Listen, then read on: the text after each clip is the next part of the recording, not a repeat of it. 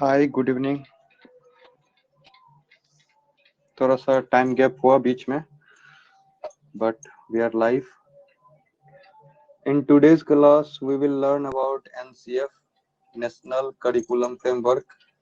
काफी interesting topic है, काफी ज्यादा क्वेश्चन यहाँ से पूछा जाता है और हम लोग इसको डिटेल में पढ़ेंगे अपने सिलेबस के अनुसार, राइट। तो एनसीएफ पे बेसिकली एनसीएफ है क्या? तो एनसीएफ वैसा एक डॉक्यूमेंट है। एनसीएफ इज ए डॉक्यूमेंट जो कौन पब्लिश करता है? तो मानव संसाधन विकास मंत्रालय के द्वारा पब्लिश किया जाता है। लेकिन क्रिएट किसके द्वारा किया जाता है? तो एनसीईआरटी के द्वारा बनाया जाता है। ठीक है, तो निर्माण कौन करता है? एनसीएफ करता है।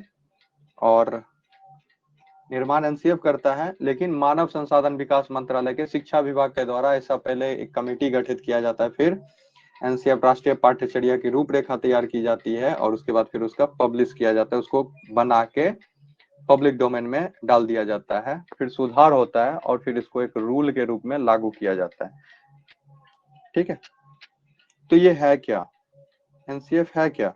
एनसीएफ बेसिकली एक डॉक्यूमेंट है जो सजेस्ट करता है कि पढ़ाई में क्या क्या होना चाहिए। ठीक है, हम पढ़ने के दौरान या फिर स्कूल एक्टिविटी में क्या सब शामिल किया जाना चाहिए, किस रीजन में। ठीक है, जैसे बिहार है तो बिहार के रीजन के लिए 10 टॉपिक सुझाव दिया जाएगा। उन 10 टॉपिक में से बिहार के हर एक स्कूल अपने अपने अनुसार अलग अलग टॉपिक का चयन करेंगे और उसी में से टीच करेंगे अपने बच्चों को। सिलेबस का जो निर्माण होता है वो एनसीएफ के अनुसार होता है। आपका जो पाठ्यक्रम बनता है, तो पाठ्यचर्या बहुत बड़ा पर्सपेक्टिव होता है और उसका एक छोटा सा पार्ट होता है पाठ्यक्रम। ठीक है, छोटा सा सिंपल एंड छोटा सा पार्ट होता है पाठ्यक्रम, जो किसके द्वारा बनाया जाता है? तो पाठ्यक्रम बनाया जाता है पाठ्यचर्या के निर्देश पे, पाठ्यचर्या के अनुसार बनाया जाता है। अलग अलग बोर्ड के द्वारा, जैसे बिहार बोर्ड हो गया, सीबीएसई हो गया, झारखंड बोर्ड हो गया, तो ये सब बोर्ड एनसीएफ के रिकमेंडेशन पे तैयार करती है सिलेबस। ठीक है, सिलेबस में केवल एजुकेशन को कवर किया जाता है कि हम फलाना टॉपिक कब पढ़ेंगे, इस सब्जेक्ट में क्या पढ़ेंगे, उस सब्जेक्ट में क्या पढ़ेंगे। तो केवल एजुकेशन से जुड़ा हुआ है पाठ्यक्रम, सिलेबस। और जो एक्टिविटी होगा, खेल कूद कौन सा होगा, सांस्कृतिक कार्यक्रम, इन सबको जब एक साथ कलेक्टिवली जब एक साथ हम लोग ग्रुपिंग करते हैं तो वो होता है एनसीएफ के थ्रू, पाठ्यचर्या के थ्रू होता है। ठीक है, तो करिकुलर एंड को करिकुलर, शैक्षिक और सह शैक्षिक गतिविधि दोनों को जब एक साथ शामिल करेंगे तो वो आता है एनसीएफ के दायरे में। ठीक है, देखते हैं आगे एनसीएफ क्या क्या बोलता है और एनसीएफ में क्या क्या रिकमेंडेशन है, क्या क्या सुझाव। ठीक है, एनसीएफ का फुल फॉर्म भी बहुत बार पूछा गया है। 4 फुल फॉर्म देगा तो हम बेसिकली उसको पिक करेंगे। किसको पिक करेंगे? Just a minute, let me arrange it. NCF का फुल फॉर्म क्या होता है? तो नेशनल करिकुलम फ्रेमवर्क। ठीक है, करिकुलम फ्रेमवर्क हम कैसे पढ़ेंगे उसके लिए एक रूपरेखा तैयार करना, एक बोले तो रोड मैप तैयार करना ही क्या होता है? नेशनल करिकुलम फ्रेमवर्क कहलाता है। ठीक है, राष्ट्रीय, हिंदी में इसको क्या बोलते हैं? तो हिंदी में बोलते हैं राष्ट्रीय पाठ्यचर्या की रूपरेखा, राइट। राष्ट्रीय पाठ्यचर्या की रूपरेखा। ठीक है, अभी तक टोटल कितना एनसीएफ आ चुका है?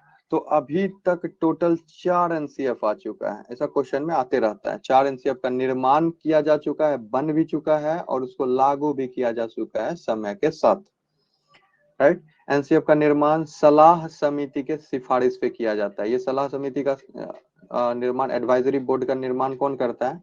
तो मानव संसाधन विकास मंत्रालय, जो कि अब शिक्षा विभाग बन चुका है, उसके रिकमेंडेशन पे कमेटी, एक ग्रुप बनाया जाता है और वो ग्रुप पहले रिसर्च करता है, रिसर्च के बाद कंक्लूजन निकलता है और उस कंक्लूजन के आधार पर एनसीईआरटी के द्वारा बनाया जाता है। एनसीईआरटी के द्वारा बनाया जाता है, मतलब लिखना, जो साइंटिफिक रिसर्च होता है वो सब करने के बाद एनसीएफ को दिया जाता है और एनसीएफ फिर उसको तैयार करता है। तो एनसीएफ को तैयार कौन करता है? एनसीईआरटी, सॉरी, एनसीईआरटी एनसीएफ को तैयार करता है।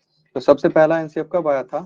तो सबसे पहला एनसीएफ आया था 1975 में, पहला एनसीएफ। तो first NCF was introduced in 1975। अब इसमें है क्या, तो पहला एनसीएफ आ गया और हम लोग अभी चल रहे हैं 2022 में। तो अभी ये ज्यादा उतना रेलिवेंट है नहीं, लेकिन हम लोग फिर भी उसको पढ़ते हैं क्योंकि अक्सर इससे क्वेश्चन आते रहता है कि पहला ये कब हुआ था, उस एनसीएफ में क्या था, ये क्या नहीं था। तो भारत के शिक्षा के लिए सबसे पहला तैयार पाठ्यचर्या कौन सा है, तो एनसीएफ 1975। और ये बना क्यों, किसके रिकमेंडेशन पे बना, किसके प्रभाव स्वरूप बना, तो ये बना कोठारी आयोग के प्रभाव के स्वरूप बना। ठीक है, कोठारी आयोग और राष्ट्रीय शिक्षा नीति 1968 में जो आया था उसके अनुशंसा पर, उसके सुझाव पर एनसीएफ 1975 को तैयार किया गया। क्योंकि यहाँ पे देखिए, राष्ट्रीय शिक्षा नीति आया 1968 में और एनसीएफ आया 1975 में, तो कह सकते हैं कि इसी के कारण ये बना। कोठारी आयोग आया 1966 64 66 में। ठीक है, तो कोठारी आयोग रिकमेंड किया, सुझाव दिया, तो शिक्षा नीति बना, और कोठारी आयोग ही सुझाव दिया तो एनसीएफ भी बना। ठीक है, यहाँ पे सबसे पहले 10+2 शिक्षा प्रणाली पर जोर दिया गया। 10+2 क्या होता है, तो पहले 10वां तक के लिए एक बोर्ड। ठीक है, देखते हैं ना आप लोग पीछे, अभी से 10 साल 20 साल पहले पीछे चले जाइए, तो अभी बच्चा पहला से लेके 10वां तक पढ़ता था, फिर 10वां में एक बार बोर्ड देता था, वो 10, और 10+2 मतलब इंटर, फिर इंटर में एक बोर्ड होगा। तो 2 बोर्ड का एजुकेशन होगा, इस दौरान पढ़ाई होगा, इस पे जोर दिया गया था एनसीएफ 1975 के द्वारा। 10वीं तक विज्ञान को अनिवार्य सब्जेक्ट बनाया गया। अभी देखिए, आप 10 तक पढ़ रहे हैं तो आपको साइंस, एक टॉपिक आपका साइंस मिलेगा ही, एक टॉपिक सोशल साइंस मिलेगा ही। विज्ञान अनिवार्य सब्जेक्ट के रूप में एनसीएफ 1975 के द्वारा ही शुरू किया गया था। ये कंपलसरी रहेगा, आप चाहें ना चाहें, स्टूडेंट बहुत होता है, बहुत तेज होता है, लेकिन फिर भी उसको लेना ही पड़ता है साइंस, चाहे हंस के ले रो के ले। ठीक है, that is not a matter of NCERT. ठीक है, या फिर यहाँ पे ये चीज बनाया गया और इसी के रिकमेंडेशन पे ये स्टार्ट किया गया। एनसीएफ 1975 बोलता है कि आपको जो पढ़ाना है वो क्रियाकलाप पे आधारित होना चाहिए। ठीक है, एकीकृत विज्ञान सब्जेक्ट को पढ़ाना है। एकीकृत क्या होता है, तो आपको इसी में फिजिक्स, केमिस्ट्री, मैथमेटिक्स को एक साथ पढ़ाना है। देखते हैं ना आप लोग 10th तक फिजिक्स, केमिस्ट्री, बायोलॉजी, जूलॉजी, फलाना ढिमकाना सब कुछ विज्ञान के अंदर ही पढ़ा जाता है।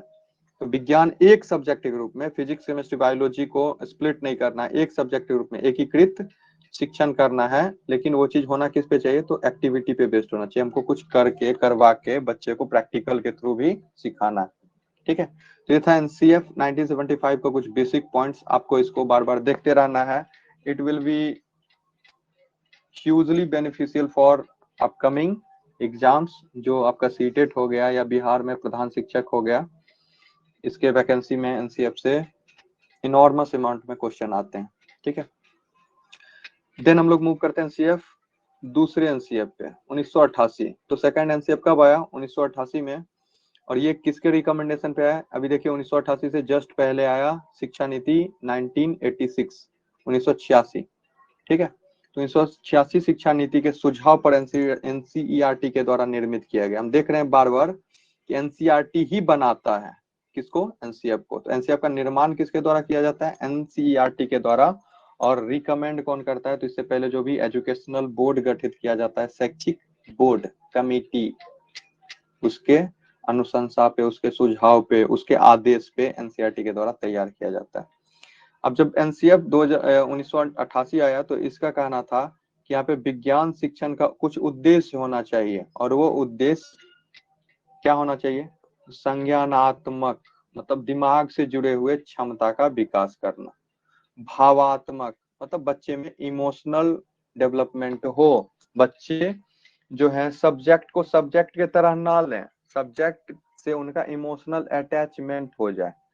मैकेनिकली नहीं पढ़ रहे हैं, ऐसा कोई कि रट रहे हैं, भाव जुड़ा हुआ हो। क्रियात्मक क्षेत्र के क्षमता का विकास, मतलब हम जो कोई भी काम करते हैं, क्यों करते हैं, कैसे करते हैं, इससे भी जुड़ा हुआ क्षमता का विकास होना चाहिए। और ऐसा उद्देश्य था किसका, एनसीएफ 1988 के अनुसार विज्ञान शिक्षण का। मतलब हम विज्ञान अगर पढ़ाएं तो बच्चे के दिमागी क्षमता का विकास हो, बच्चे के इमोशनल भावात्मक क्षमता का विकास हो, दूसरे के भाव को, मनोदशा को, सिचुएशन के डिमांड को समझ सके, करने के लिए उनका एक अलग पर्सपेक्टिव, कोई भी काम करें तो एक अलग तरीके से करें या अलग क्षमता के साथ करें, ऐसा विकास उसमें हो। खोजबीन, खोजबीन करना, ढूंढना, सृजनात्मकता, नया नया क्रिएट करना, ठीक है। ऑब्जेक्टिविटी मतलब सटीकता, वस्तुनिष्ठता, सही चीजों का, जैसे समाज में, सामाजिक विज्ञान में जो आपका सोशल साइंस होता है, उसमें वस्तुनिष्ठता नहीं होता है, मतलब एकदम सटीकता नहीं होता है। वस्तुनिष्ठ मतलब होता है सटीक, कम शब्दों में, ठीक है, तो वो नहीं होता है। लेकिन विज्ञान में वस्तुनिष्ठता का विकास होना जरूरी है। वस्तुनिष्ठता होता है तो ऐसे क्षमता का विकास होता है विज्ञान शिक्षण के द्वारा। देखते हैं ना, साइंस, कोई साइंस फील्ड से आप लोग हैं या फिर आपके कलीग हैं, आपके माता पिता हैं, आप उनको बात बना के जैसे बताना शुरू कीजिएगा, क्या बोला जाता है कि सीधा सीधा बात बताओ, सीधे पॉइंट पे आओ, नोट ए डिस्ट्रैक्टिंग स्टेटमेंट, ऐसा पूरा कहानी बना के मत समझाओ, एक पॉइंट में बोलो हाँ या ना। That is objectivity, that is वस्तुनिष्ठता, ठीक है। पहला और दूसरा में विज्ञान एवं सामाजिक विज्ञान को ईवीएस के रूप में पढ़ाना है, ठीक है। ईवीएस में देखते हैं ना, पहला दूसरा तीसरा में ईवीएस में ही साइंस पढ़ाया जाता है, ईवीएस में ही सोशल साइंस पढ़ाया जाता है। तो पहला दूसरा तीसरा में जो आप ईवीएस पढ़ रहे हैं ना, उसमें सब कुछ जुड़ा हुआ रहता है, वो इसका पार्ट हो जाता है, ठीक है। इसको एक साथ पढ़ाना है। 9-10th क्लास में समस्या समाधान क्षमता और निर्णय क्षमता का विकास करना है। बच्चे के सामने में प्रॉब्लम दीजिए, बच्चे से खुद प्रॉब्लम सॉल्व करवाइए। ऐसे में क्या होगा कि जब भी कभी बच्चे के सामने में नया प्रॉब्लम आएगा तो वो खुद से सॉल्व करने में सक्षम हो पाएगा। कोई सिचुएशन दीजिए, कोई परिस्थिति दे दीजिए, उस परिस्थिति में कैसे निर्णय लेता है। और अगर बार बार ऐसा हम करवाएंगे तो इससे क्या होगा, बच्चे के निर्णय लेने की क्षमता का विकास होगा, राइट। तो ये था आपका एनसीएफ 1988।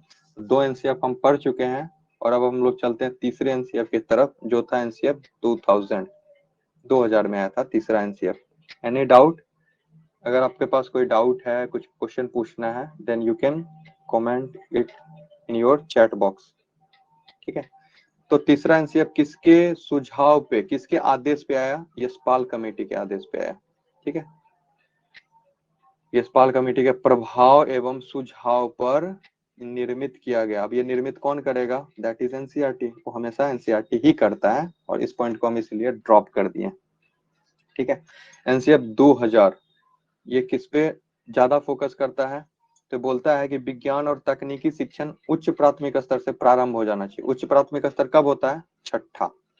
देखते हैं छठे क्लास में ना साइंस सब्जेक्ट आता है सबसे पहले, उससे पहले क्या रहता है? ईवीएस रहता है। तो विज्ञान और तकनीकी, टेक्नोलॉजी, साइंस एंड टेक, ये कब से शुरू होता है? तो ये शुरू होता है क्लास 6 से, उच्च प्राथमिक स्तर से ये शुरू हो जाता है। आपको एक एक पॉइंट को ध्यान से रखना है, ये मिनिमम पॉइंट है जो आपको पता होना ही चाहिए, ठीक है। बाकी इसमें 100 पॉइंट है, एनसीईआरटी अगर आप निकाल के पढ़िएगा तो वो 100 पेज, 200 पेज, 150 पेज का है। लेकिन उसमें क्रक्स जो है, मोस्टली क्वेश्चन यहाँ से पूछे गए हैं और ये आपका एक दिमाग बिल्डअप करेगा, ठीक है। आपका एक सोचने का प्रोसेस बिल्डअप करेगा कि आप किसी भी तरह के क्वेश्चन का आंसर कर सकते हैं। प्राथमिक स्तर पर विज्ञान और सामाजिक विज्ञान को एकीकृत रूप में ईवीएस के अंतर्गत पढ़ाना। देखिए यहाँ पे क्लास 1 और 2 था, यहाँ पे प्राथमिक स्तर इन्वॉल्व कर दिया है, मींस 1, 2, ठीक है, 3 और 4। तो 1, 2, 3, 4 और 5 भी है ना प्राथमिक स्तर में। तो क्लास 1, 2, 3, 4, 5 में साइंस और सोशल साइंस को किसके अंतर्गत पढ़ाना है? तो दोनों सब्जेक्ट को एक ही सब्जेक्ट बना के पढ़ाना है ईवीएस में, ठीक है। एनसीएफ 2009 ये 2000 जो बना था, तो वो जो कमेटी गठित हुआ था उसके अध्यक्ष कौन है? तो उसके अध्यक्ष थे जे.एस. राजपूत, ठीक है, जे.एस. राजपूत। क्लास 6 से 10 तक इसमें कहा गया है कि छठा से लेकर 10वां तक विज्ञान को एक अलग सब्जेक्ट के रूप में पढ़ाइए। पहले साथ साथ पढ़ाइए, फिर अलग कर दीजिए। तो आप देख ही रहे हैं कि साइंस सब्जेक्ट अलग, अब छठा में आप जाइएगा तो पहला बार आपको साइंस सब्जेक्ट मिलेगा, ठीक है, राइट। तो ये था 3 एनसीएफ और इन तीनों एनसीएफ के सभी पॉइंट को आपको ध्यान से समझना है। अब हम लोग चलेंगे चौथे एनसीएफ के तरफ, जो है एनसीएफ 2005, ठीक है। एनसीएफ 2005 जो बना तो उसके लिए कमेटी बनाया गया। उस कमेटी के अध्यक्ष कौन थे? तो प्रोफेसर यशपाल ही उस कमेटी के अध्यक्ष थे। और जब हम किसी कमेटी का अध्यक्ष होते हैं तो हमारा जो भी एक्सपीरियंस होता है उन सब एक्सपीरियंस को झोंक देते हैं। तो यशपाल कमेटी यहाँ पे देखिए, यशपाल कमेटी बना था 1992-93 में। वो पूरा रिसर्च किए थे पढ़ाई में, और शिक्षा बिना बोझ के वही शुरू किए थे, बिना बोझ के शिक्षा। ठीक है, तो उनका पूरा एक्सपीरियंस था पढ़ने पढ़ाने का, और इसीलिए वो क्या किए, 2005 जब बनाए तो उसमें अपना पूरा एक्सपीरियंस, पीछे वाला जो भी पास्ट एक्सपीरियंस था उसमें मॉडिफाई करके, सुधार करके एनसीएफ 2005 में डाल दी। ठीक है, एनसीएफ 2005 किस पे आधारित है? 1992 के क्रियान्वयन समिति, इसको बोलते हैं प्रोग्राम ऑफ एक्शन के सुझाव पर आधारित है। ठीक है, हर एक आगे आने वाला एनसीएफ पीछे आने वाले एनसीएफ पर डिपेंड करता है। ठीक है, लेकिन कुछ और भी चीजें होती है जो इसको निर्धारित करती है, निर्देशित करती है। 1993 में जो कमेटी बना था 92 में, उसका रिपोर्ट आया 1993 में। उस कमेटी के अध्यक्ष थे प्रोफेसर यशपाल। तो शिक्षा बिना बोझ के किनके द्वारा दिया गया? प्रोफेसर यशपाल के द्वारा दिया गया। तो ये जो रिपोर्ट है ना, प्रतिवेदन, इसी प्रतिवेदन पर भी एनसीएफ 2005 आधारित है। अब एनसीएफ 2005 में कुछ मुख्य मुख्य पॉइंट है जिसको आपको समझना पड़ेगा। तो एनसीएफ 2005 किस पे आधारित होता है? एनसीएफ 2005 रचनावाद बोल दे, या फिर निर्माणवाद बोल दे, या फिर संज्ञानवाद बोल दे। ठीक है, तो एनसीएफ 2005 रचनावाद, संज्ञानवाद विचार पर आधारित है। ठीक है, यह कब स्वीकृत किया गया? तो इसको 7 सितंबर 2005 को स्वीकृत किया गया CABE के द्वारा, central advisory board of education, केंद्रीय शिक्षा बोर्ड के द्वारा ये चीज स्वीकृत कर लिया गया।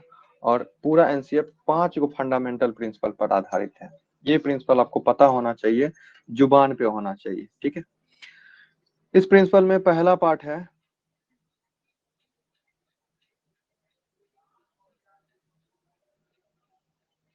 मिनट,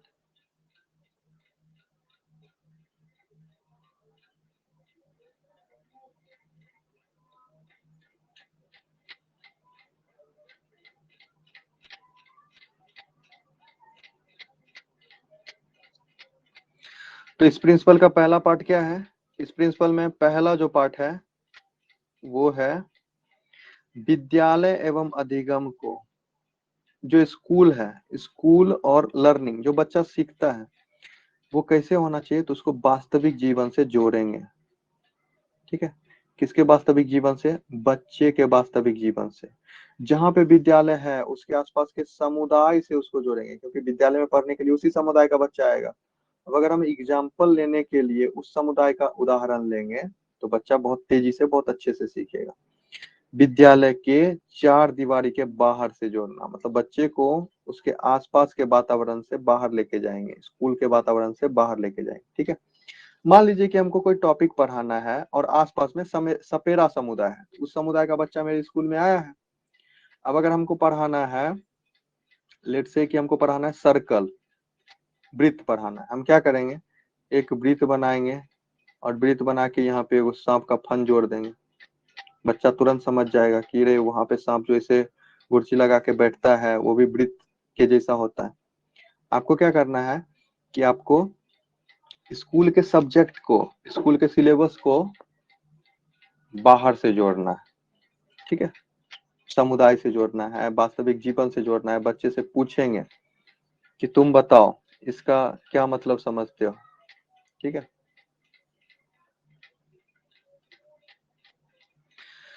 दूसरा है अर्थपूर्ण अधिगम को बढ़ावा देना। अर्थपूर्ण अधिगम क्या होता है?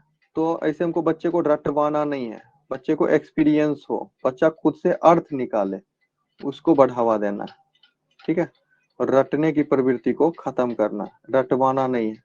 जो चीज सिखाने लायक है उसको हम सिखा के बच्चे को समझाएंगे।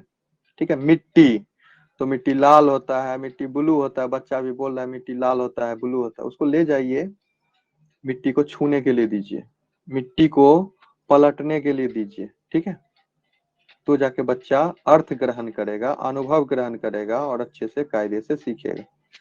पाठ्य पुस्तक से बाहर जाना, वास्तविक समस्या और परिस्थिति से सीखना, मतलब हमको केवल बुक पे डिपेंड नहीं करना है, ठीक है।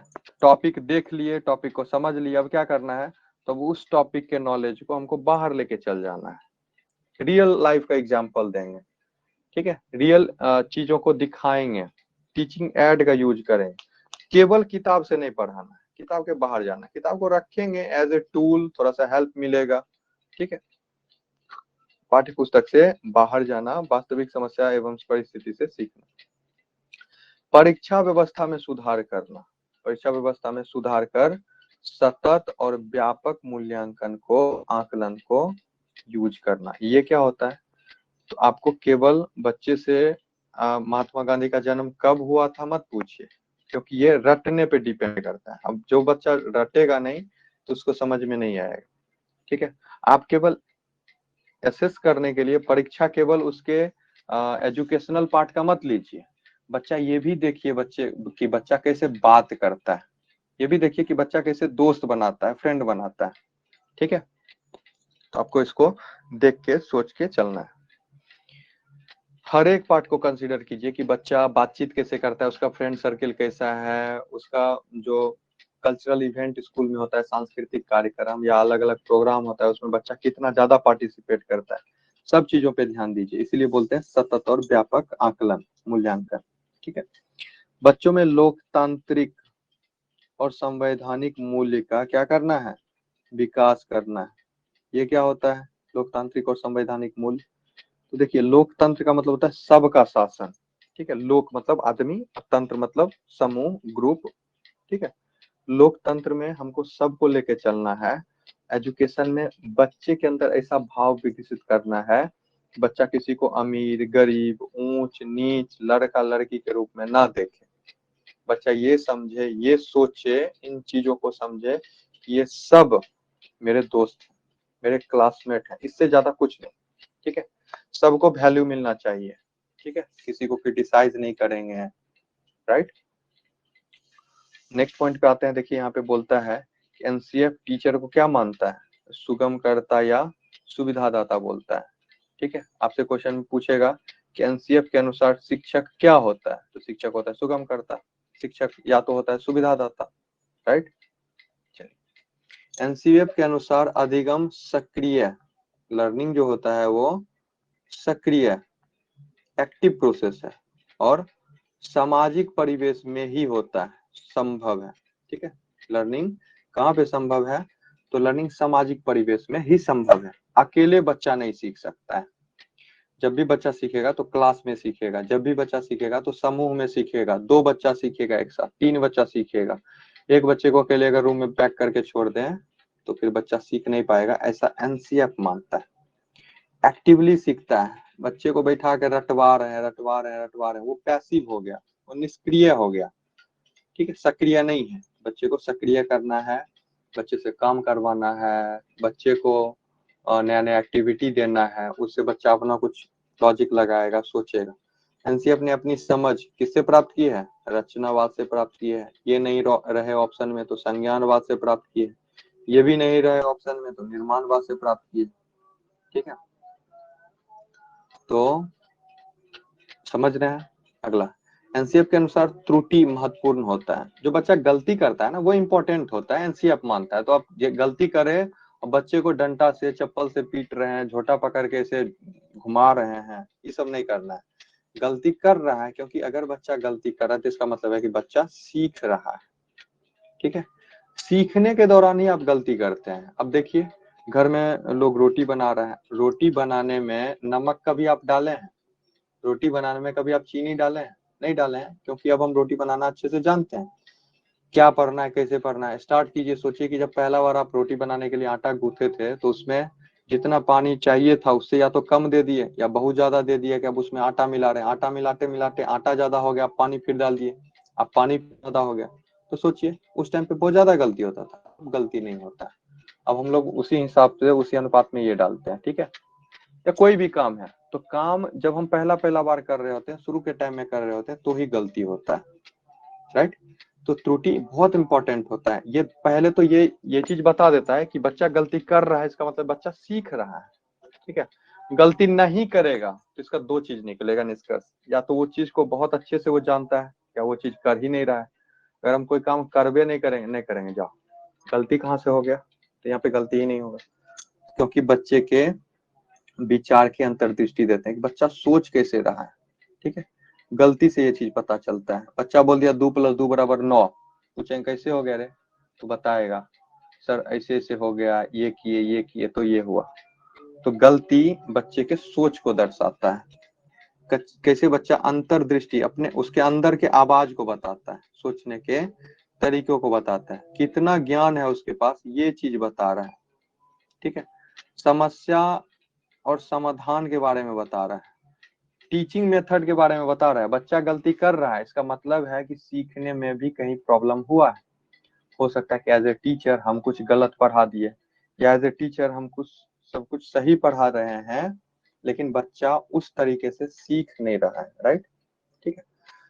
एनसीएफ ने बच्चों को अपनी समझ और ज्ञान को साझा करने के लिए करके सीखने के पर्याप्त स्तर पे जोर देता है। मतलब बच्चे को करके सीखने दीजिए, ठीक है, और इसके लिए अच्छा टाइम दीजिए, ढेर सारा अवसर दीजिए। एक बार नहीं किया फिर बोलिए फिर से करो, फिर करेगा, फिर नहीं हो पाया फिर से करो, पर्याप्त मौका देंगे। एक दिन एब्सेंट किया दूसरे दिन उसको पकड़ के एकदम पीटे हुए हैं, ऐसा नहीं करना है। उसको मौका दीजिए, पढ़ने का मौका दीजिए, साझा करने का मौका दीजिए। और ऐसा कब होगा, जब बच्चा ग्रुप में काम करेगा। अरे ये कर ही नहीं, हमें ना करके देख लीजिए, ये करो, हम ऐसा जानते हैं, ये मेरे समझ से अच्छा है। देख रहे हैं ना आप, बच्चा क्या कर रहा है, अपने नॉलेज को शेयर कर रहा है। शेयर करने के बाद ही बच्चा सीखता है। एनसीएफ के अनुसार अब देखिए यहाँ पे क्या क्या है। देखिए बेसिकली सारे पॉइंट को हम डिस्कस कर लिए हैं, बस अब उसी को ब्रीफली यहाँ पे अलग तरीके से शेयर किया जा रहा है। एनसीएफ के अनुसार बच्चे में कैसा मूल्य विकसित करना है, लोकतांत्रिक और संवैधानिक मूल्य विकसित करना है। दो तरह का मूल्य विकसित करना है एनसीएफ के अनुसार। और विकास होगा कैसे, तो इस विकास के लिए लोकतांत्रिक या संवैधानिक विकास तभी होगा जब बच्चा एक्टिविटी करेगा, क्रियाकलाप करेगा, खेलेगा कूदेगा ग्रुप में, वाद विवाद करेगा, डिबेट करेगा दूसरे के साथ, सहयोग करेगा, एक दूसरे का केयर करेगा। ठीक है, सहयोगात्मक अधिगम होगा, केयर करके ग्रुप बना के। जब बच्चा एक दूसरे से सीखेगा तभी ना दोस्त बनाएगा। और जब जिसका हम दोस्त होते हैं, जिसके भी दोस्त होते हैं, उसके प्रति हमारा विचार अच्छा होता है, तो क्यों ना सबको दोस्त बना दें, क्यों ना हम एक्टिविटी करवाएं, क्यों ना हम कबड्डी करवाएं और 6 और 6 12 गो लड़का एक साथ खेले, 12 लड़का एक दूसरे को जाने, 12 लड़का एक दूसरे को समझे। ठीक है, तो 12 लड़का में कोई किसी से उसका जाति नहीं पूछेगा। Did you even ask about the caste of your friend, क्या आपने कभी अपने दोस्त से उसके जाति के बारे में नहीं पूछा है ना, हम कभी नहीं पूछते हैं, जरूरत ही नहीं है, क्योंकि मेरा दोस्त है, दैट इज इम्पोर्टेंट। ठीक है, not their caste important, not their gender important, उसका लिंग इम्पोर्टेंट नहीं है, लड़का है लड़की कोई भी हो सकता है, फ्रेंड कोई भी हो सकता है, ऊंच नीच अमीर गरीब कोई किसी का दोस्त हो सकता है। इन दैट केस हम कभी उससे ये चीज नहीं पूछते हैं कि तुम कौन जात से है रे, तुम लड़का है लड़की है, ये है वो है, कभी नहीं पूछते हैं। ठीक है, उसका हेल्प ज्यादा करते हैं। आप गौर कीजिए कि हम सबसे ज्यादा हेल्प अपने दोस्त का ही करते हैं। ठीक है, एनसीएफ के अनुसार शिक्षा कैसा होना चाहिए, तो शिक्षा होना चाहिए बाल केंद्रित, बच्चे पे ध्यान देना है ज्यादा, मास्टर गुरुजी पे कम। ठीक है, शिक्षार्थी को सीखने के अनेक अवसर देना है। एक बार में नहीं सीखेगा, दूसरा बार में सिखाएंगे, दूसरा बार में नहीं सीखा तीसरा बार में सिखाएंगे, तीसरा बार में नहीं सीखा चौथा बार में सिखाएंगे, अपना सिखाने का तरीका बदलेंगे। ठीक है, एनसीएफ ये मानता है कि अधिगम जो है, सीखना, वो प्रक्रिया उन्मुख है। ठीक है, ये एक प्रोसेस है, लर्निंग इज ए प्रोसेस। ठीक है, प्रक्रिया पर आधारित होता है, जैसे जैसा प्रोसेस होगा वैसा लर्निंग होगा। ठीक है, अधिगम उत्पाद आधारित, रिजल्ट पर डिपेंड नहीं करता है लर्निंग। ठीक है, लर्निंग रिजल्ट पे उत्पाद पे डिपेंड नहीं करता है। एनसीएफ ये मानता है कि बच्चे व्यक्तिगत रूप से विभिन्न होते हैं, हर एक बच्चा चेहरा से लिंग से अलग अलग होता है। ठीक है, विभिन्नता को संसाधन के रूप में देखता है, और ये जो विभिन्नता है, ये जो डाइवर्सिटी है, यही संसाधन है। ठीक है, उनके दृष्टिकोण को महत्व देना चाहिए, किनके दृष्टिकोण को, बच्चे के दृष्टिकोण को, बच्चा कैसे सोच रहा है, कहाँ से आ रहा है, विभिन्नता, लड़का है लड़की है, उसको भी इम्पोर्टेंस देना है। ठीक है, हमको किसी को नेग्लेक्ट करके नहीं चलना है। ठीक है, एनसीएफ करके सीखने और बच्चे की सक्रिय भागीदारी पर जोर देता है। तो आपको क्वेश्चन में ध्यान देना है कि अभी देखिए एनसीएफ अभी चल रहा है ना, 2005 अभी चल रहा है, तो जो भी क्वेश्चन आएगा आप उसमें एकदम केयरफुल रहिएगा। करके सीखना इंपॉर्टेंट होगा। जब भी ऑप्शन में करके सीखना आएगा तो हम उसको पिक करेंगे। क्यों? क्योंकि एनसीएफ बोलता है, एनसीएफ अभी चल रहा है तो ये सही है। जो चल रहा होता है ना वो सही होता है हमेशा। ठीक है, बच्चे का सक्रिय भागीदारी, ऐसा उसको खाली रटवा नहीं रहे हैं, हम एक्टिव हैं, बच्चा पैसिव है, ग्रहण कर रहा है लाउड स्पीकर की आवाज को। ठीक है, बच्चे से काम करवाएंगे, बच्चे को एक्टिविटी देंगे, सक्रिय भागीदारी इंपॉर्टेंट होता है। कक्षा बच्चे में देखिए एनसीएफ मानता है कि जो क्लास में बच्चा पहला पहला बार भी आया है ना, तो वो भी कुछ नॉलेज के साथ आया है। वो नॉलेज जुड़ा हुआ होगा कि वो किस परिवार से है, उस परिवार के अनुसार उसका कुछ नॉलेज होगा। सपेरिया परिवार के होगा, सपेरा परिवार से होगा तो उसका अलग कुछ नॉलेज होगा, सांप के बारे में बहुत ज्यादा जानता होगा। बढ़ई परिवार से होगा तो लकड़ी के बारे में बहुत अच्छा जानता होगा। ठीक है, जिस समाज से है, जिस भाषा से है, तो बच्चा एक अपना नॉलेज के साथ स्कूल में आता है और उस नॉलेज का हमको यूज करना है, क्योंकि उसी नॉलेज से बच्चा बहुत जल्दी सीखेगा। ठीक है, उस नॉलेज का एग्जाम्पल देना है, हो सके तो उसको शेयर करवाएंगे कि बाकी बच्चा भी उस चीज से परिचित होगा। बच्चे के अनुभव और विचार महत्वपूर्ण होते हैं। बच्चा क्या अनुभव कर रहा है, क्या सोच रहा है, ये बहुत इंपॉर्टेंट होता है and we have to value them, उसका हमको वैल्यू देना है। ठीक है, विकास और अधिगम, एनसीएफ मानता है कि जो लर्निंग है और डेवलपमेंट है ये दोनों एक दूसरे से अंतः संबंधित होते हैं, मतलब बहुत एकदम बहुत अच्छा दोस्ती होता है दोनों में, विकास और अधिगम में। विकास नहीं होगा तो अधिगम नहीं होगा, अधिगम नहीं होगा तो विकास नहीं होगा, विकास अच्छा होगा तो अधिगम भी अच्छा होगा, अधिगम अच्छा होगा तो विकास भी अच्छा होगा। ठीक है, एनसीएफ मानता है कि ज्ञान का निर्माण होता है, ज्ञान का स्थानांतरण, ट्रांसफर नहीं होता है कि पाव भर नॉलेज हम दे दिए उसको। ठीक है, आधा किलो उसके लिए रखे हुए हैं, फलनमा आएगा 300 रुपया, हम आधा किलो उसको नॉलेज देंगे, ये नहीं हो सकता है। हम उसके साथ बातचीत कर सकते हैं, उसका खुद का एक्सपीरियंस होगा और वो खुद नॉलेज का निर्माण करेगा। ठीक है, शिक्षक शिक्षा इंपॉर्टेंट होता है, टीचर एजुकेशन जरूरी है, जो कि आप लोग का हो रहा है। बीएड डीएलएड जरूरी है, ये एनसीएफ के अनुसार ही आया है चलन में। बच्चे को अन्वेषक माना गया है, बच्चा जो होता है ना वैज्ञानिक खोजी प्रवृत्ति का होता है, बच्चा छोटा वैज्ञानिक होता है, एनसीएफ कहता है। ठीक है, बच्चा जिज्ञासु होता है, जानने का इच्छा बहुत ज्यादा होता है बच्चे में, ऐसा एनसीएफ बोलता है। ठीक है, बाकी संसाधन की तरह किताब भी केवल एक संसाधन है। तो अगर आपसे क्वेश्चन में आता है कि किताब क्या है, तो किताब एक संसाधन है, ढेर सारा रिसोर्स पड़ा हुआ है सिखाने के लिए, उसमें से एजुकेशन भी एक, ये बुक भी एक है। बुक नहीं रहेगा तो भी बच्चा सीखेगा। ठीक है, बस यही आपको ध्यान में रखना है, केवल किताब से नहीं सिखाना है, किताब का यूज करना है। किताब रहे तो अच्छा है, नहीं रहे that is not a matter of thought. ठीक है, बाकी संसाधन की तरह किताब भी केवल एक संसाधन है। ठीक है, अधिगम और आकलन में शैक्षिक क्षेत्र के अलावा बाकी क्षेत्र भी महत्वपूर्ण होता है। बच्चा कैसा भाषा यूज कर रहा है, कैसा उसका समाज है, कैसा उसका इमोशनल डेवलपमेंट हो रहा है, बाकी आयाम भी इंपॉर्टेंट होता है। एनसीएफ व्यापक विकास पर जोर देता है, होलिस्टिक डेवलपमेंट ओवरऑल। ठीक है, सब चीज पे ध्यान देना है, छेबो आयाम पे ध्यान देना है, तो छेबो आयाम के विकास पे एनसीएफ जोर देता है। ठीक है, परीक्षा की प्रक्रिया, हम कैसे एग्जाम लेते हैं, कैसे उसको चेक करते हैं, आकलन कैसे कर रहे हैं, कक्ष का संचालन कैसे हो रहा है, क्लासरूम में कैसे पढ़ाई चल रहा है, कैसा कैसा मेथड यूज कर रहे हैं। ठीक है, ये सब क्या होना चाहिए, लचीला होना चाहिए और व्यापक होना चाहिए, मतलब समय के साथ अगर हमें कोई इसमें कुछ चेंज करना है तो वो भी कर सके। ठीक है, एनसीएफ अंतर विषयी अधिगम पर जोर देता है। अब ये क्या होता है अंतर विषयी अधिगम?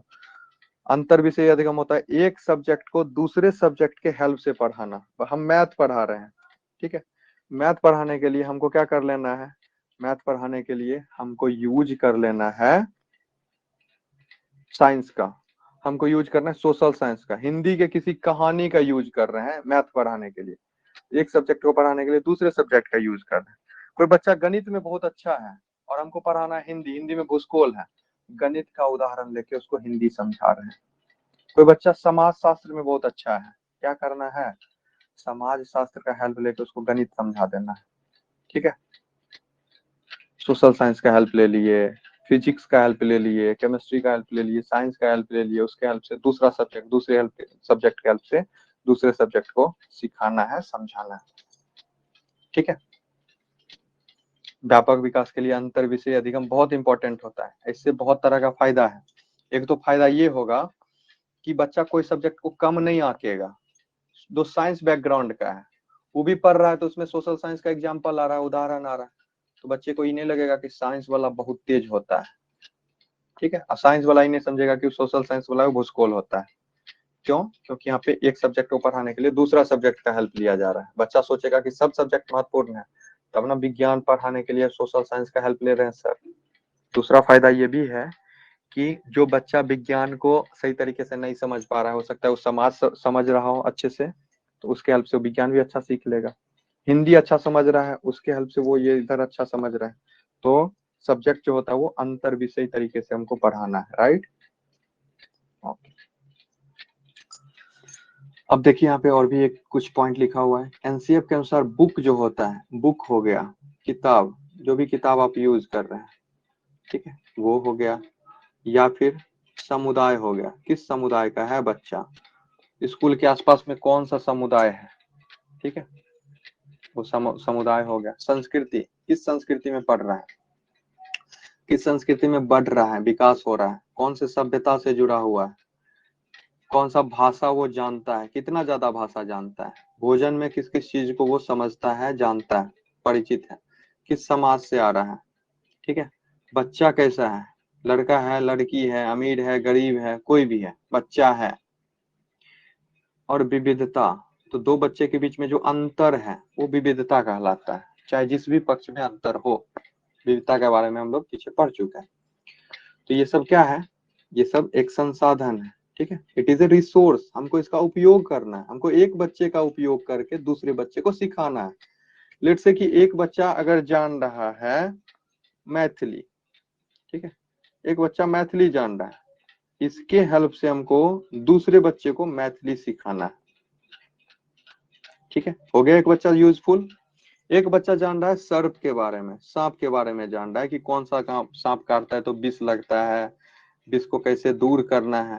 तो एक बच्चा जान रहा है सर्प के बारे में, ये दूसरे बच्चे को बता सकता है, दूसरा बच्चा भी जान जाएगा, ठीक है, दूसरे बच्चे को नॉलेज हो गया। अब देखिए ये हुआ ना इम्पोर्टेंट। हाँ, तो हमको सब चीज का यूज करना है, हमको बच्चे को सही तरीके से टीच करना है, हर एक चीज का उपयोग कर लेना है। जब हम हर एक चीज का उपयोग करेंगे तो वही हमारे लिए एक संसाधन का काम करेगा, ठीक है। एनसीएफ विकेंद्रीकृत शिक्षण अधिगम प्रक्रिया पर जोर देता है। ये क्या होता है, केंद्रीकृत मतलब सेंटर में टीचर होता है, ठीक है, सेंटर, ऐसा सेंटर हो गया, इसके आसपास में क्या है, बच्चा है। तो हम इसको अगर बोले तो ये हो गया टीचर, और इसके आसपास में क्या है, बच्चा है, ये बच्चा ढेर सारा। मतलब कैसे पढ़ाई होगा, नहीं होगा, हाँ होगा, कौन सिखाएगा, टीचर। तो सब चीज के मूल में क्या आ गया, टीचर। इसको बोलते हैं केंद्रीकृत, केंद्रीकृत बोलते हैं। और यहाँ पे केंद्र में कौन है, तो केंद्र में है शिक्षक, ठीक है। तो जब शिक्षक केंद्र में है तो शिक्षक इंपॉर्टेंट हो गया। मान लीजिए कि टीचर आईवे नहीं किया उस दिन, तो बच्चा सीख ही नहीं पाएगा। लेकिन ऐसा होता नहीं है, टीचर रहे ना रहे बच्चा सीखता है। इसीलिए विकेंद्रीकृत शिक्षण अधिगम प्रक्रिया पर जोर दिया गया है।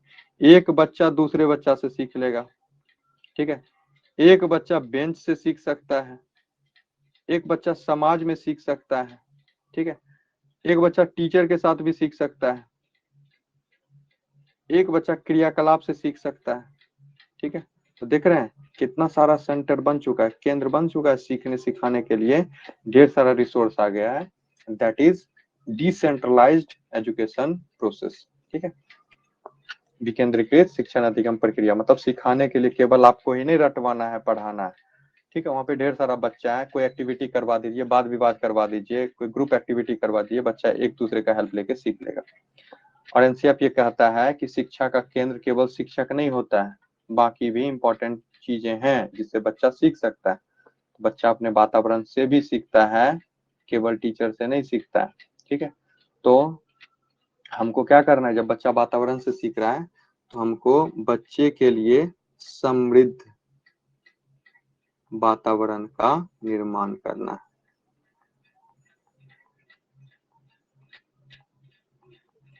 हमको क्या करना है, तो हमको वैसे वातावरण का निर्माण करना है जो समृद्ध हो। क्या क्या करेंगे इसके लिए? क्लासरूम में वातावरण क्या होगा, बच्चे का वातावरण क्या होगा, बच्चे का वातावरण एज ए टीचर हम क्या कर सकते हैं, हम एज ए टीचर बच्चे के लिए वातावरण क्या होगा, तो होगा क्लासरूम, वो होगा स्कूल, ठीक है, वो होगा स्कूल का फील्ड, वो होगा लाइब्रेरी हो सकता है। तो हम क्या करेंगे, समृद्ध होना चाहिए। समृद्ध होना का मतलब क्या है, हर जगह पे 200 या 500 या 60 देंगे, नहीं, सीखने से जुड़ा हुआ समृद्धि यहाँ पे है, अधिगम समृद्ध। इसमें क्या करना है, अलग अलग तरह का फोटो रहेगा, ABCD बना बना के चिपकाए हुए रहेंगे, ठीक है, क ख ग घ बना के चिपकाए हुए हैं, बच्चा से फोटो बनवा लिए हैं वो चिपका दिए हैं। तो अधिगम समृद्ध वातावरण का निर्माण करना चाहिए एज ए टीचर। और ये जो समृद्धि होना चाहिए, कोशिश करना है कि ये समृद्धि बच्चे के हेल्प से हो, बच्चा क्रिएट करके लाए, बच्चा कोई पेंटिंग बना रहा है दीवार पर, ठीक है, तो ये चीज होना चाहिए NCF के अनुसार। ऑलराइट, ठीक है। तो ये रहा आपका टॉपिक, छोटा सा टॉपिक, बट बहुत इंपॉर्टेंट टॉपिक था। अगर आप इसको बार बार रिवाइज कीजिएगा then it will be very beneficial for you. जो भी 150 क्वेश्चन आता है उसमें ऑन एंड एवरेज केवल NCF से 25-30 क्वेश्चन डायरेक्ट इनडायरेक्ट आ ही जाता है। ये आपको कहीं पे भी मिल सकता है, गणित में मिल सकता है, EVS में मिल सकता है, किसी भी टॉपिक में NCF का एक पार्ट डाल देगा, ठीक है। तो आप इसको एक बार अच्छे से पढ़ लिए हैं, बार बार इसको रिवाइज कर लीजिए। और ये चीज आपको PDF के फॉर्म में एप्लीकेशन में मिलेगा, कुछ देर के बाद इसका वीडियो भी अपलोड हो जाएगा ये एप्लीकेशन में, और ये पर्टिकुलर वीडियो हम YouTube पे डाल देंगे। तो आप चैनल को भी सब्सक्राइब कर लीजिए कि आपको YouTube का जो वीडियो नया नया आते रहेगा, आने वाले टाइम में हम वहाँ पे ढेर सारा क्वेश्चन डिस्कस करेंगे, उसका भी बेनिफिट आपको मिलेगा, वो फ्री में मिलेगा, उसके लिए कोई कॉस्ट डिसाइड मतलब कॉस्ट नहीं रहेगा, ठीक है। सो आज के लिए इतना ही रखते हैं, ठीक है, मिलते हैं अगले क्लास में। कोठारी आयोग 64-66 में बना था, ठीक है, 64 में बना था, 64 से 66 तक वो काम किया था, ठीक है। इस पे भी पढ़ेंगे, जितना भी कमीशन कमेटी आया है उसको भी हम लोग पढ़ेंगे, कोई भी टॉपिक छूटा हुआ नहीं रहेगा, बट थोड़ा सा टाइम के साथ। बाकी भी सब्जेक्ट को आप देखते रहिए। अभी हम जो ऑनलाइन क्लास में केवल CDP को मैनेज करेंगे, 30 मार्क्स का CDP है, पेडागोजी है, मतलब हम पेडागोजी को मैनेज करेंगे, और वो पेडागोजी केवल साइकोलॉजी से जुड़ा हुआ रहेगा। सब्जेक्ट पेडागोजी को अभी हम टच नहीं करने वाले हैं, रीजन साफ है, ठीक है। सो सी यू देन, मिलते हैं अगले क्लास में, टेक केयर और अच्छे से पढ़ाई कीजिए so that you can score very well in your exam. आने वाले टाइम में आपको 7वां चरण बहुत जल्दी मिलेगा, और अभी एक तो चल ही रहा है प्रधान शिक्षक का, तो ये जो टॉपिक है इक्वली इम्पोर्टेंट है और इक्वली मोस्ट इम्पोर्टेंट है for any kind of teaching exams. So see you then, take care, bye bye.